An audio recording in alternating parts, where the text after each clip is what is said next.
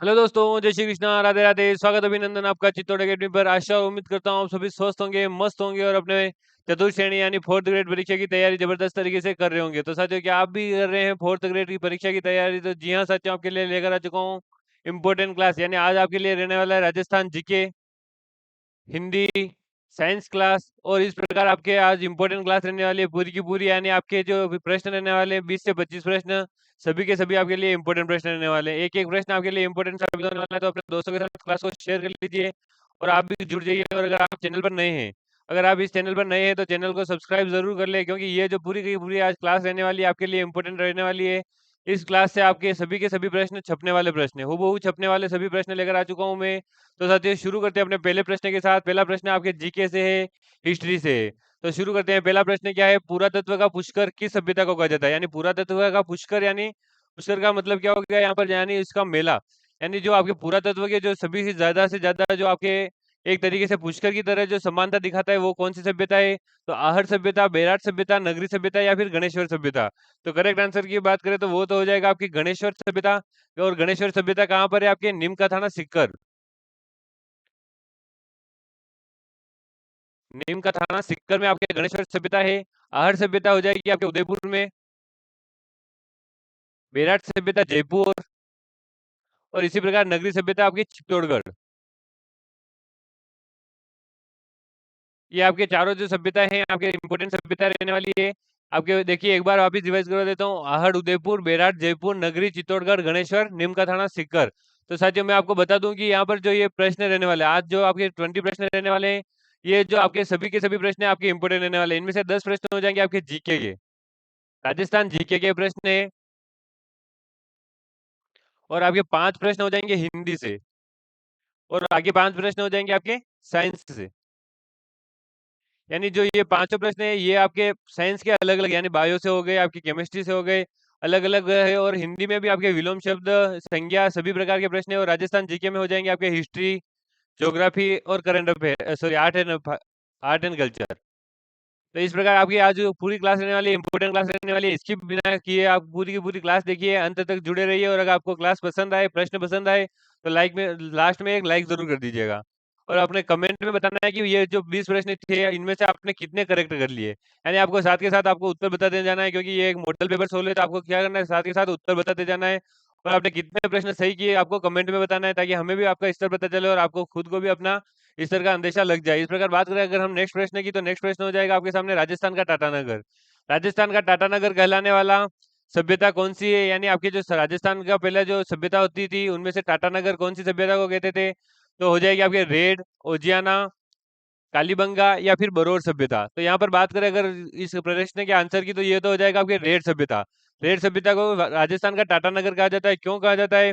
क्योंकि ये एक लोह युगीन सभ्यता थी, लोह युगीन सभ्यता। और यहाँ से इंपोर्ट एक्सपोर्ट होता था, यानी आयात निर्यात होता था लोहे का अलग अलग सभ्यताओं में, अलग अलग केंद्रों पर। राजस्थान की रेड जो सभ्यता है वो लोह युगीन सभ्यता थी, उसे अभी राजस्थान का टाटानगर कहा जाता है। राजस्थान का टाटानगर रेड सभ्यता, ये कहाँ पर है? तो ये हो जाएगी आपके टोंक में। टोंक में ढेल नदी के किनारे, ढेल नदी किनारे। उज्जैन सभ्यता की बात करें, ये हो जाएगी आपके भीलवाड़ा में। कालीबंगा सभ्यता हनुमानगढ़। और साथ ही साथ आपके बरोर सभ्यता हो जाएगी श्री गंगानगर। एक बार रिपीट कर लेते हैं। रेड सभ्यता आपकी राजस्थान का टाटानगर कहलाती है। और यहाँ ये एक लोह युगीन सभ्यता थी, आयात निर्यात किया जाता था लोहे का। और टोंक ढेल की नदी के किनारे ये स्थित है। और उज्जैन सभ्यता आपके भीलवाड़ा में स्थित है। कालीबंगा हनुमानगढ़ में है। और बरोर सभ्यता आपके श्री गंगानगर में। नेक्स्ट प्रश्न की बात करें, चीनी यात्री हेनसांग, हेनसांग का आपको कहीं कहीं नाम मिलेगा युआन संघ। युआन संघ जो आपके है किस सभ्यता की यात्रा की थी उस समय, पुराने समय में? तो भीनमाल सभ्यता, नौ सभ्यता, नगर सभ्यता या फिर सुनारी सभ्यता। तो करेक्ट आंसर हो जाएगा यहाँ पर भीनाल, भीनमाल। भीनमाल सभ्यता की इन्होंने यात्रा की थी, जालोर में है जो। भीनमाल कहाँ पर है? जालोर में। अगर नौ सभ्यता की बात करें तो ये आ जाएगा आपके भरतपुर। यहाँ पर अगर आपको बात करें कि हेनसांग ने चीनी यात्री था, उसने भीनमाल की यात्रा क्यों की? तो उससे यहाँ पर बौद्ध धर्म से संबंधित कुछ अवशेष मिले थे। उस समय जो गोल स्तूप थे, तो गोल स्तूप कहाँ पे मिले?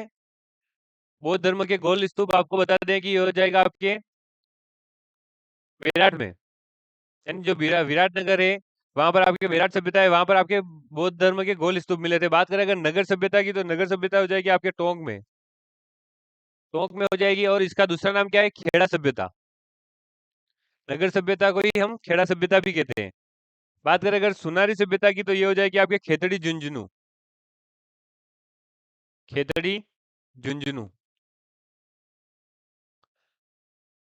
और साथ ही साथ बता दें कि ये एक लोह युगीन सभ्यता थी। सुनारी सभ्यता, लोह युगीन सभ्यता।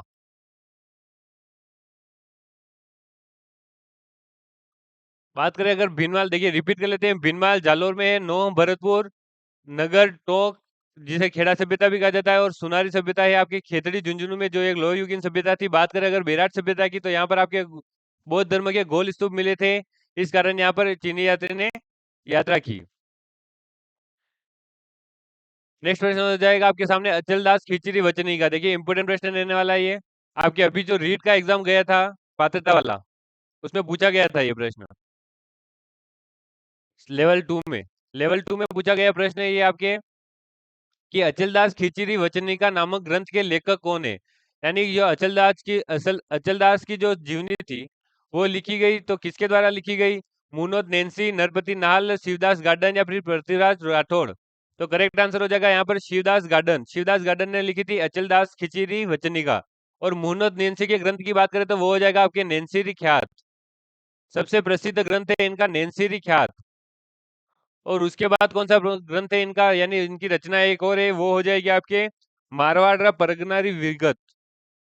मारवाड़ रा परगनारी विगत। उस समय जो मारवाड़ में या फिर अपने पूरे भारत में परगना किसे कहा जाता था, ये आपको कमेंट में बताना है। देखिए मैं पहले आपको बता देता हूँ कि इसमें एक ऊपर परगना के ऊपर आता था सरकार। सरकार को हम कहते थे जिला। और इसके बाद आता था ग्राम, यानी गांव। तो ये जो बीच का परगना है, इसे क्या कहते थे, आपको कमेंट में बताना है।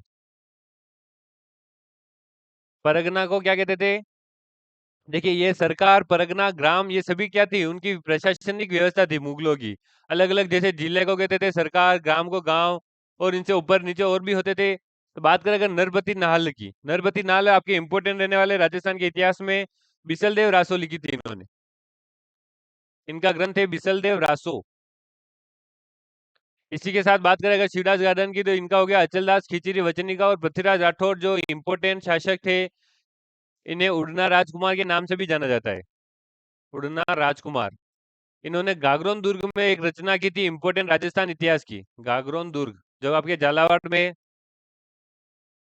झालावाड़, यहाँ पर इन्होंने एक इंपोर्टेंट रचना की थी, वेली किशन, वेली किशन रुक्मणी। ये इनकी एक इंपोर्टेंट रचना है। इसे राजस्थानी साहित्य का बहुत अच्छा दर्जा मिला इसे, इस रचना को, वेली किशन रुक्मणी। बात करें नेक्स्ट प्रश्न की, तो पांचवा प्रश्न आपके सामने, मावट किस फसल के लिए सर्वाधिक उपयुक्त है? यानी गेहूं, उड़द, सोयाबीन, मक्का। तो बात करें अगर मावट की, तो पहले इसको समझ लेते हैं कि होती क्या है। तो मावट एक होती है सर्दी, सर्दी ऋतु में, जो सर्दी के मौसम में होने वाली, सर्दी मौसम में होने वाली बारिश, होने वाली वर्षा। तो ये कौन सी वर्षा है? सर्दी के मौसम में होती है। और ये गेहूं के लिए, यानी ऑप्शन नंबर अपना ए, गेहूं के लिए ये बिल्कुल करेक्ट हो जाएगा, क्योंकि ये गेहूं के लिए गोल्डन ड्रॉप्स कहलाती है। जो इसकी मावट की जो बूंदे होती है, वो गोल्डन ड्रॉप्स या सुनहरी बूंदे कहलाती है। मावट गेहूं के लिए सुनहरी बूंदे। और साथ ही साथ आपको बता दें कि अगर ये सर्दी के मौसम में हो रही है, तो किसके कारण होती थी? तो ये होती थी आपके पश्चिमी, यानी अभी भी होती है, तो किसके कारण होती है? पश्चिमी विक्षोभों के कारण। पश्चिमी विक्षोभों के कारण। तो आपसे अगर प्रश्न पूछ ले कि मावट किसे कहते हैं, तो सर्दी के मौसम में होने वाली वर्षा। और गेहूं के लिए क्या कहलाती है? तो गोल्डन ड्रॉप्स या सुनहरी बूंदे। और किसके कारण होती है? पश्चिमी विक्षोभों के कारण। ये पश्चिमी विक्षोभ कहाँ पर होते हैं? तो ये होते हैं भूमध्य सागर में, भूमध्य सागर में। नेक्स्ट क्वेश्चन हो जाएगा आपके सामने, बिसलपुर बांध किस जिले में स्थित है? बिसलपुर बांध किस जिले में स्थित है? टोंक, झालावाड़, कोटा या बूंदी? तो करेक्ट आंसर हो जाएगा यहाँ पर टोंक। बिसलपुर बांध आपके हो जाएगा टोंक में। और टोंक के साथ बता दें कि ये बनास नदी पर, बिसलपुर बांध कौन सी नदी पर बना है? बनास नदी पर। और बनास नदी पर इसके साथ कौन कौन से बांध बने हैं? बनास नदी की बात करें तो पहला तो हो जाएगा आपके बिसलपुर बांध, जो आपके क्वेश्चन में ही लिखा हुआ है बिसलपुर बांध। साथ ही साथ इसका कौन सा हो जाएगा? मातृकुंडिया बांध। मातृकुंडिया बांध जो इसकी एक सहायक नदी पर बना हुआ है। मातृकुंडिया कहाँ पर है आपको पता ही होगा, राशमी चित्तौड़गढ़ में। और इसके साथ एक और आपके हो जाएगा इस पर बांध, इसरदा बांध। इसरदा बांध, ये जो इंपोर्टेंट तीनों बांध है ये किसके ऊपर बने हुए हैं? बनास नदी के ऊपर। बनास नदी अपने राजस्थान की सबसे जो अंदर प्रवाहित, यानी पूरे राजस्थान के अंतर्गत ही जो पूरी राजस्थान के अंतर्गत जो प्रवाहित होती है वो होती है आपकी बनास नदी। पूरी की पूरी राजस्थान के, यानी ये जो राजस्थान से शुरू होती है, राजस्थान में कहाँ से शुरू होती है? खमनोर की पहाड़ियों से, राजसमंद, यहाँ से शुरू होकर ये वापिस यमुना में, सॉरी चंबल में मिल जाती है। कहाँ पर मिलती है? तो ये मिलती है अपने रामेश्वर धाम, रामेश्वरम धाम, सवाई माधोपुर। इस प्रकार ये पूरी की पूरी अपने राजस्थान के अंतर्गत ही बहती है। नेक्स्ट प्रश्न की बात करें, राज्य में किस जिले में सर्वाधिक गेहूं का उत्पादन होता है? गंगानगर, बीकानेर, जोधपुर और नागौर। कौन कौन से जिले दे रखे हैं? गंगानगर, बीकानेर, जोधपुर और नागौर। देखिए ये जो लास्ट वाले तीनों ऑप्शन है, यानी बी सी डी, ये तीनों की तीनों आपके कहाँ के हो जाएंगे? मारवाड़ के, यानी आपके मरुस्थलीय क्षेत्र में आ जाएंगे ये तीनों। तो यहाँ पर तो गेहूं का उत्पादन संभव नहीं है, मतलब संभव तो है पर इतना अधिक जो बोला गया है कि सर्वाधिक उत्पादन है पूरे राजस्थान में, सर्वाधिक उत्पादन तो वहां पर कैसे संभव होगा? तो इस प्रकार हम ये थोड़ा सा आइडिया, यानी अपने दिमाग से थोड़ा सा आइडिया लगा कर भी ये प्रश्न हम सही कर सकते हैं। अगर ऐसे ऑप्शन आ जाए तो अपने आगे आंसर बता नहीं होने की जरूरत भी नहीं है कि हमें पता होगा कि अगर गंगानगर, यहाँ पर तो करेक्ट आंसर गंगानगर है, पर हमें अगर पता नहीं है कि गंगानगर है, पर फिर भी हम ऐसे दिमाग लगा सकते हैं कि ये जैसे बीकानेर, जोधपुर और नागौर, ये तीनों मारवाड़ी क्षेत्र है, मारवाड़ के, यानी मरुस्थल में। तो वहां पर अधिक गेहूं गेहूं तो उत्पादित होंगे, होते होंगे, पर यहाँ पर अधिक नहीं हो सकते हैं। तो इस प्रकार ये तीनों ऑप्शन यहाँ पर गलत हो जाएंगे और गंगानगर बिल्कुल करेक्ट हो जाएगा। और इसके साथ ही बता दें कि गंगानगर को गेहूं का कटोरा भी कहते हैं, क्योंकि यहाँ पर सर्वाधिक उत्पादन होता है गेहूं का कटोरा। नेक्स्ट प्रश्न की बात करें, गणगौर में गण और गौर, गणगौर में गण और गौर किसके सूचक हैं? तो राधा और कृष्ण के, रुक्मणी और कृष्ण के, शिव और पार्वती के, और लक्ष्मी और विष्णु के।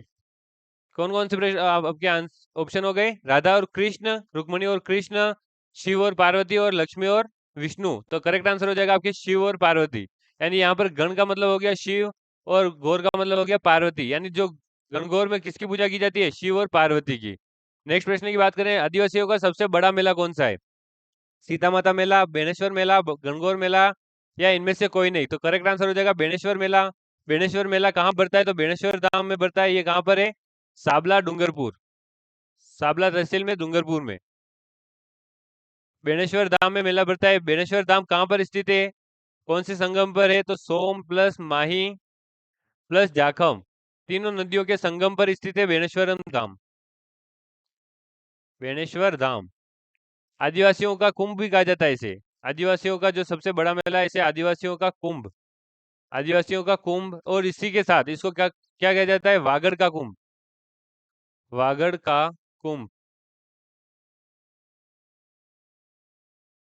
और राजस्थान का हरिद्वार किसे कहा जाता है? बेणेश्वर धाम को, राजस्थान का हरिद्वार।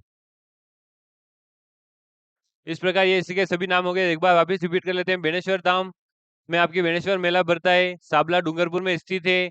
सोम, माही प्लस जाखम, तीनों नदियों के संगम पर बना है बेणेश्वर धाम। और राजस्थान का हरिद्वार कहा जाता है बेणेश्वर धाम को। और वागड़ का कुंभ है, वागड़ का कुंभ है।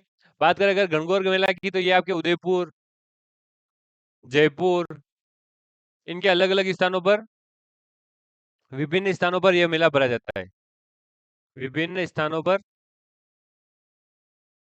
और कब भरा जाता है? तो होली के एक दिन बाद, होली के एक दिन बाद ये मेला भरा जाता है। बात करें अगर सीता माता मेला की, तो सीता माता मेला आपके आदिवासियों का जो मेला है, ये सीता माता मेला पूरे राजस्थान में प्रसिद्ध मेला है। कहाँ पर भरता है? प्रतापगढ़, सीता माता वन्य अभ्यारण्य है प्रतापगढ़ और चित्तौड़गढ़ की सीमा पर।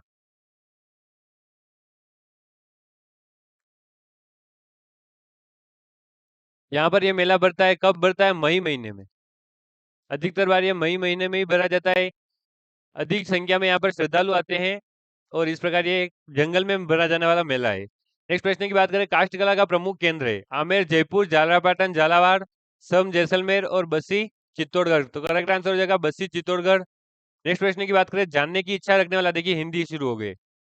आपके जीके कंप्लीट हो गया, यहाँ पर हिंदी शुरू हो गई यहाँ से। 11वां प्रश्न आपके हिंदी का है, जानने की इच्छा रखने वाले के लिए जो एक शब्द है वो कौन सा है? जिजीविषा, जिज्ञासु, ज्ञातज्ञ या जिज्ञासा। तो यहाँ पर करेक्ट आंसर हो जाएगा जिज्ञासु, यानी जानने की इच्छा रखने वाला कौन हो गया? जिज्ञासु। सिर्फ जानने की इच्छा, अगर आप कहा जाए जानने की इच्छा तो हो जाएगी आपकी जिज्ञासा। यानी ऑप्शन नंबर जो डी दे रखा है वो उसका मतलब क्या हो गया? जानने की इच्छा। और ज्ञातज्ञ का मतलब क्या हो गया? कि किसी विशेष विषय या क्षेत्र, जैसे कोई मैथ्स का हो गया, कोई साइंस का हो गया, कोई बायो का हो गया, कोई केमिस्ट्री का हो गया, इस प्रकार किसी विशेष विषय या क्षेत्र का बहुत अधिक ज्ञान रखने वाला। बहुत अधिक ज्ञान रखने वाला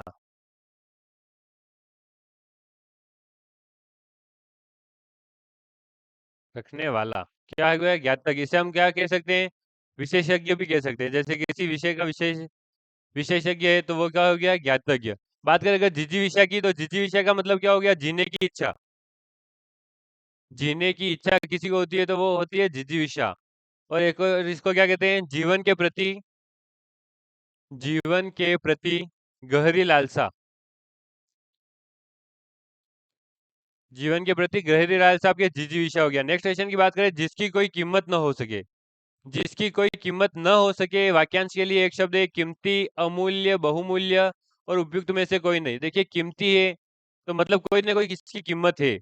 भले अगर हम मान रहे हैं कि एक चीज है, जैसे उसकी अगर अगर बात करें तो 1 लाख रुपए की है तो वो कीमती हो गई, पर वो कीमती है पर उसकी एक कीमत निर्धारित है।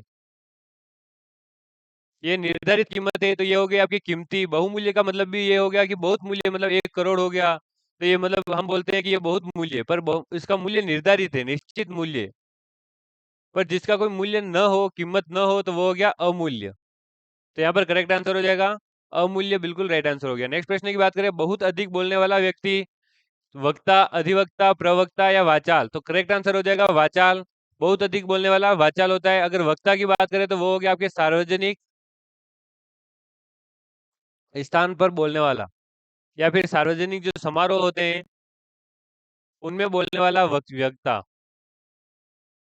बोलने वाला। बात करें अगर अधिवक्ता की, तो अधिवक्ता कौन हो गया? कानून का ज्ञाता। कानून का ज्ञाता जो किसी पक्ष में बोलता हो, यानी किसी एक के पक्ष में बोलेगा और उसकी साइड लेगा। बात करें अगर प्रवक्ता की, तो किसी व्यक्ति या समूह के बारे में बोलने वाला, के लिए बोलने वाला। यानी जैसे हमने अभी हम टीवी पर देखते हैं कि ये इस पार्टी का वक्ता है, ये इस पार्टी का वक्ता है, अलग अलग प्रकार के जो प्रवक्ता होते हैं तो वो हो गए प्रवक्ता, के लिए बोलने वाला। देखिए सभी आपके रिपीट कर देता हूँ। वक्ता मतलब जो सार्वजनिक स्थानों पर जैसे कोई भाषण दे रहा है, नेता है, तो वो हो गया वक्ता। अधिवक्ता कौन हो गया? जैसे कोई कानून का ज्ञाता हो और किसी पक्ष में, यानी वकील हम बोल सकते हैं, तो वो हो गया आपके अधिवक्ता। प्रवक्ता कौन हो गया? जो किसी व्यक्ति विशेष समूह के लिए, जैसे उसके ऊपर कोई आरोप लग रहा है और वो खुद आकर नहीं बोल रहा है, उसके बारे में कोई और बोल रहा है, तो वो हो गया उसका प्रवक्ता। और वाचाल की बात करें तो बहुत अधिक बोलने वाला वाचाल हो गया। नेक्स्ट प्रश्न की बात करें, निम्नलिखित में से कौन गलत सुमेलित है? यानी गलत सुमेलित कौन सा है? आकाश पाताल। आकाश पाताल क्या हो गया? ये एक दूसरे के विपरीत हो गए, यानी विलोम शब्द। बात करें अवनी, अंबर, तो ये अवनी का मतलब क्या होता है? धरती, धरती या भूमि। तो इसका उल्टा हो गया आपके अंबर, तो ये भी एक विलोम शब्द हो गया। गगन, धरती, तो ये भी एक विलोम शब्द है। गगन मतलब आकाश और धरती मतलब धरती, तो ये विलोम शब्द हो गया। उज्जवल और उजाला, उज्जवल और उजाला एक सब प्रकार से ये दोनों पर्यायवाची भी बोल सकते हैं।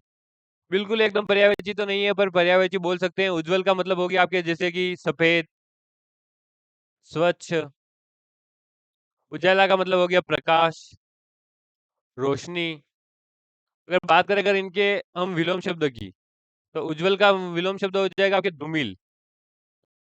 यानी हम ऐसे बोल सकते हैं जैसे कि इसका शर्ट है जो उज्जवल दिख रहा है, यानी सफेद दिख रहा है, स्वच्छ दिख रहा है, पर धूमिल मतलब थोड़ा गंदा दिख रहा है, साफ से दिख नहीं दे रहा है। और उजाला का विलोम शब्द हो जाएगा अंधकार। मतलब उजाला कहाँ पर होता है और कहीं पर अंधकार होता है, तो वो दोनों हो गए विलोम शब्द। देखिए एक बार रिपीट कर देते हैं। आकाश पाताल एक दूसरे के विलोम शब्द है, अवनी अंबर एक दूसरे के विलोम शब्द है, जहां पर अवनी का मतलब हो गया धरती और भूमि, और अंबर का मतलब हो गया आसमान या आकाश। और गगन हो जाएगा, धरती हो जाएगा, दोनों एक दूसरे के विपरीत शब्द है।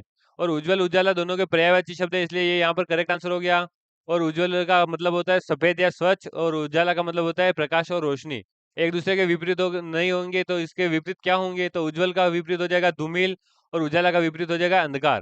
नेक्स्ट क्वेश्चन की बात करें, तो निम्न में से भाववाचक संज्ञा, देखिए यहाँ पर भाववाचक संज्ञा पूछा गया है, तो यहाँ पर ऑप्शन दे रखे हैं चोर, मीठा, सुंदरता और स्वतंत्र। तो बात करें अगर चोर की, तो चोर कौन सी संज्ञा होगी, जातिवाचक संज्ञा, जातिवाचक संज्ञा। मीठा की बात करें तो मीठा हो गया, ये कोई संज्ञा नहीं है, संज्ञा नहीं है, मीठा हो जाएगा आपके विशेषण।